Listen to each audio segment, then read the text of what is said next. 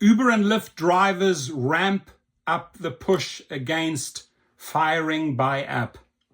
Workers optimistic about national coordination, even as the second Trump administration threatens labor rights and immigration crackdowns. Now, just want a reminder, February the 14th, organize your caravan on Valentine's Day in your city, the No Love Caravan. It's simple. It's just a heart with a cross through it, no love, and put the logos there, Uber, Lyft, DoorDash. That's it. So, great picture here. I'll use it as a thumbnail. End unfair deactivations, activate respect, no Uber without drivers. Drivers demand transparency. These are powerful, powerful slogans that you can use on February the 14th.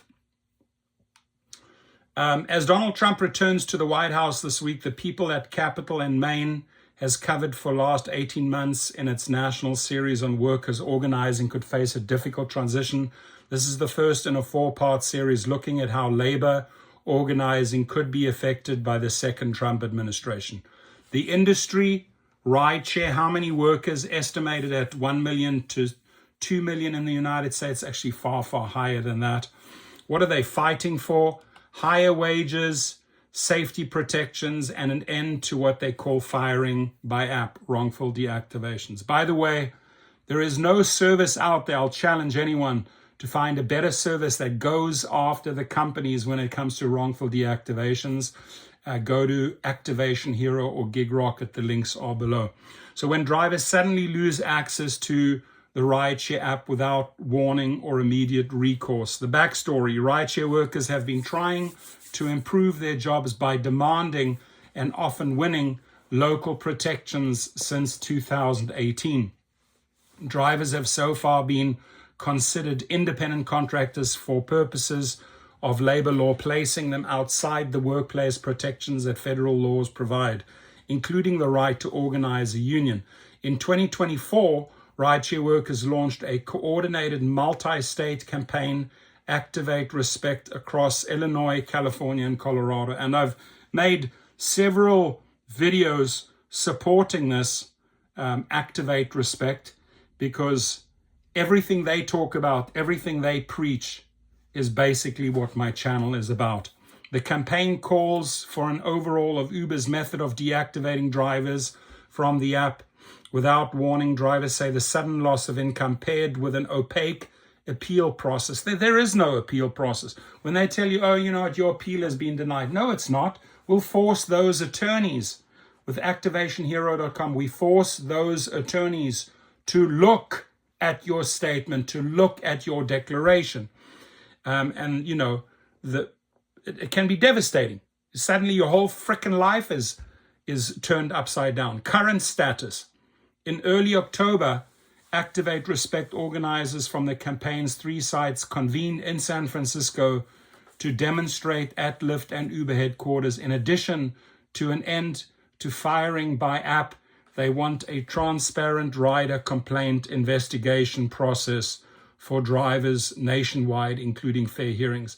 Now, to this organization, I know you're going to come across this video. I'm giving you a shout out. Please do this on February the 14th. Activate Respect, right? It's Valentine's Day. Activate Respect on February the 14th, please.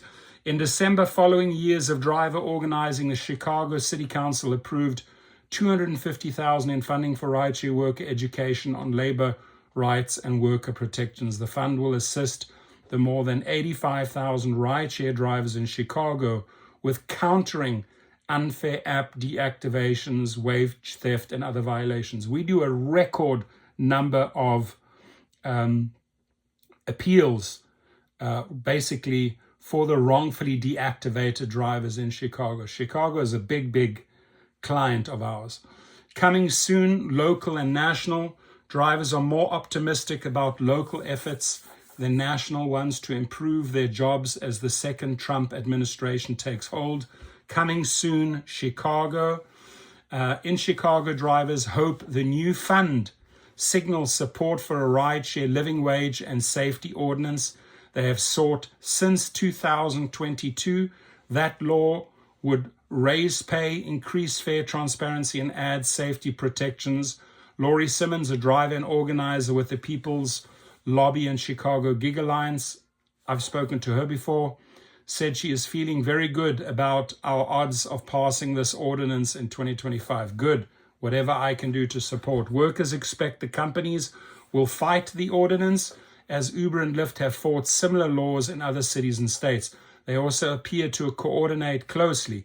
Separate emailed statements to Capital and Maine from each company were nearly verbatim, noting that proposed law would jeopardize the service for most in Chicago by drastically increasing fares, such that drivers would ultimately earn less because so few people would be left to afford a ride.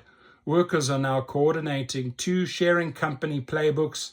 They have observed, Simmons said, it's been powerful to put our heads together and know what to expect, she said. Simmons noted how Uber and Lyft technically complied with New York's 2018 minimum wage for drivers, then began to lock workers out of the app, reducing their hours, a tactic Chicago drivers can now try to preempt. Coming soon, national, with no resolution to the Activate Respect campaign. By early January, drivers will be escalating the campaign into 2025. Piggyback with us on February the 14th. In an emailed statement, an Uber spokesman said improving the deactivation process is a top priority. Meanwhile, the second Trump administration is unlikely to be friendly to rideshare drivers, said Erin Hatton, a sociology professor at the University at Buffalo. President Trump's first administration passed a rule that made it easier for employers to classify workers as independent contractors, therefore limiting their rights. While it was reversed by the Biden administration, it could be reinstated. I don't imagine Trump will go to bat for these workers, said Hatton. If anything, he will stand up for the big business trying to take advantage of them. Drivers are also worried that the mass deportations promised by President Trump will upend the industry, said Simmons. Some 90% of drivers are immigrants, depending on the city. Why this matters? Rideshare drivers are on the vanguard of labor organizing, said Hatton. They comprise roughly a quarter of the gig economy and an estimated 8.3% of the nation's independent contractor workforce. Successful organizing amongst drivers then may signal potential for improving the jobs of other independent contractors. Listen to that. Successful organizing, protests, strikes, etc. amongst drivers then may signal potential for improving the jobs of other independent contractors, who in turn make up as much as 15% of the workers. These are workers who do not share a workplace, said Hatton, adding that organizing in such an environment provides lessons for other decentralized and remote workers. They are finding ways to come together and push for change in a landscape in which it is exceedingly difficult to do. And all I encourage you people, don't give up. Keep pushing. Be relentless. Do it over and over and over and over again. Thank you. Your comments, please.